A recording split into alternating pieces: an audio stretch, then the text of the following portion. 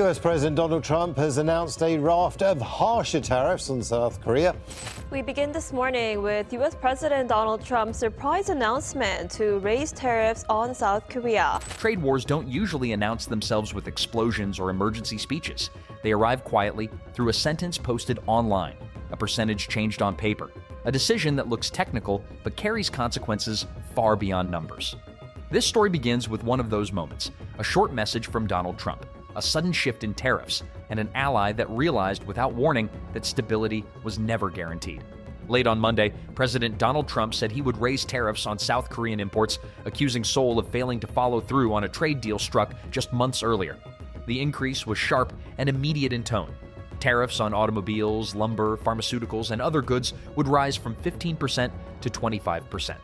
There was no prior notice, no formal consultation, just a public declaration that instantly rattled markets and sent a clear signal to one of America's closest allies in Asia. Trump framed the move as a response to inaction inside South Korea's legislature. In his words, the Korean Assembly had not enacted what he called a historic trade agreement, and that delay, he said, left him no choice. From his perspective, the deal existed, the promise had been made, and failure to turn it into law was reason enough to reverse hard-won concessions. The problem was timing. Just months earlier, Washington and Seoul had celebrated a breakthrough. After tense negotiations, Trump and South Korean President Lee Jae-myung finalized a trade and security framework designed to reset relations. South Korea agreed to invest up to $350 billion into strategic sectors in the United States. In return, the U.S. cut tariffs on key South Korean exports, especially automobiles, reducing them from 25% to 15%. For South Korea's auto industry, that cut was critical. Nearly half of the country's car exports go to the U.S., and autos alone account for more than a quarter of South Korea's exports to the American market. When the agreement was announced, it was presented as a win for both sides. Markets stabilized, manufacturers adjusted forecasts, supply chains recalibrated. For a brief moment, it looked like tariff escalation had paused. But inside South Korea, the agreement entered legal uncertainty. The presidential office argued the deal was a memorandum of understanding, not a binding treaty, and therefore did not require parliamentary approval. Lawmakers disagreed. Bills tied to U.S. investment commitments stalled.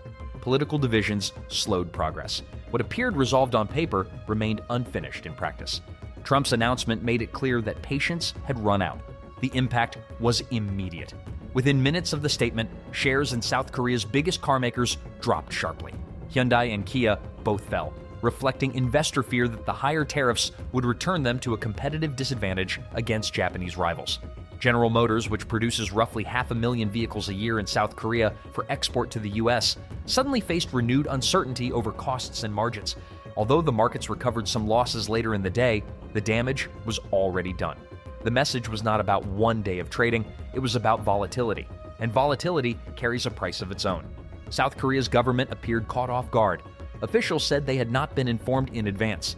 The presidential office confirmed that the trade minister, Kim Jung-kwan, would rush to Washington for urgent talks with U.S. Commerce Secretary Howard Lutnick. Behind the scenes, ministries began coordinating emergency responses while Parliament prepared to reopen its session in early February. For Seoul, the situation could not be viewed in isolation. South Korea's economy is heavily exposed to global trade, and the United States remains one of its most important partners. In 2025, South Korea exported over $122 billion worth of goods to the U.S., making it the country's second largest market after China. Any disruption at this scale risks spilling into currency stability, employment, and long-term investment confidence. And that pressure was already visible. The South Korean won weakened against the dollar. The benchmark Kospi index dipped before rebounding. Financial authorities, already dealing with a fragile currency environment, now face the prospect of large capital outflows if the promised U.S. investments move too quickly. Part of the $350 billion investment commitment was structured carefully for this reason. $200 billion was to be paid in cash over time, capped at $20 billion per year, specifically to protect the won. Even then, South Korea's finance minister warned that the investment package was unlikely to begin in the first half of 2026 due to currency weakness and legal uncertainty surrounding Trump's tariff authority, which is currently being reviewed by the U.S. Supreme Court. Trump's move also raised questions about motive. Sources familiar with the talks suggested frustration on Washington's side over South Korean regulatory actions against Coupang, a U.S.-listed e-commerce company. American officials have repeatedly complained about what they see as unfair treatment of U.S. tech firms operating in South Korea. The tariff threat may have been aimed not only at trade delays, but at extracting concessions on non-tariff barriers. Former South Korean trade negotiator Choi Seok-young described the move as maximum pressure. In his view, it was not simply punishment, but leverage, a reminder that access to the U.S. market remains conditional and revocable. This approach fits a broader pattern. Since beginning his second term in 2025, Trump has used tariffs as a central foreign policy tool. Allies and rivals alike have faced threats, delays, reversals, and sudden escalations. Canada was warned of a 100% tariff if it pursued a trade deal with China. European countries faced tariff threats tied to Trump's push to acquire Greenland, threats he later walked back. Stability has become temporary, predictability optional. Economists say the danger is not just higher costs, but uncertainty itself. Josh Lipsky of the Atlantic Council warned that markets were wrong to assume 2026 would bring tariff stability. Even when threats are not fully implemented, the volatility reshapes investment decisions, long-term planning, and confidence. For South Korea, the stakes are especially high. The country depends on exports, and autos are its single most vulnerable sector. Higher tariffs could force manufacturers to shift production, absorb losses, or pass costs on to consumers. None of those options are painless, yet the deeper concern goes beyond economics. The tariff threat lands at a moment when South Korea is already navigating security challenges, currency stress, and shifting alliances. The U.S. remains its primary security partner. At the same time, China remains its largest trading partner. Balancing those relationships has always required precision. Trump's move narrowed the margin for error. What makes this moment different is how quickly trust can erode. The deal reached last year was meant to close a chapter of tension. Instead, it has become evidence of how fragile agreements are when politics, law, and enforcement move at different speeds. And as South Korea scrambles to respond, one question hangs in the air.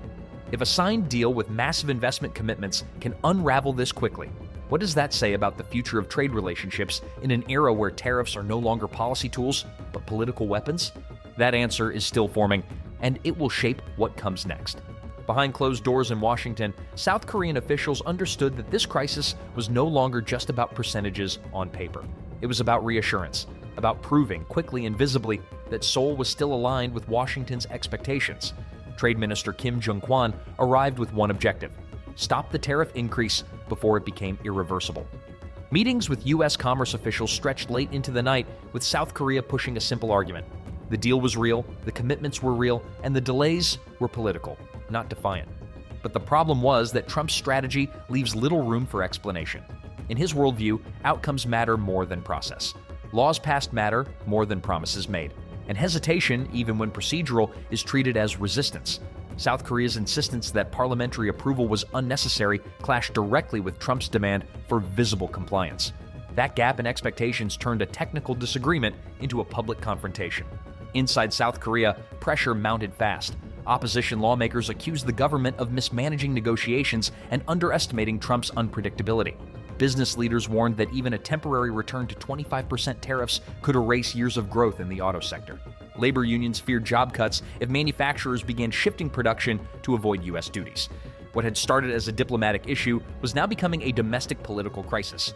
At the same time, analysts cautioned against panic. Trump has a history of using tariffs as leverage rather than endpoints.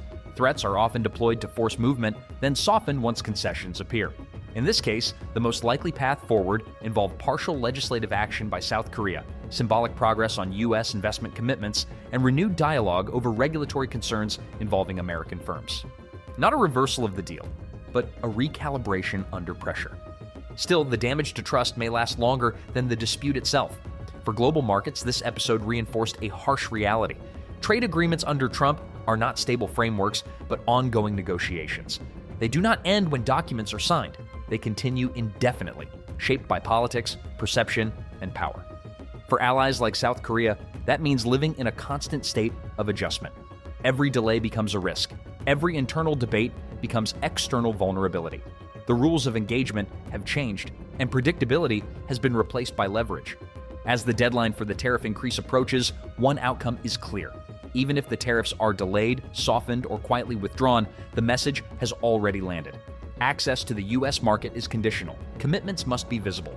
And in this era of trade, silence is treated as defiance. What happens next will not just decide tariff rates, it will define how smaller economies survive in a world where economic power is exercised not through institutions, but through pressure. One announcement at a time.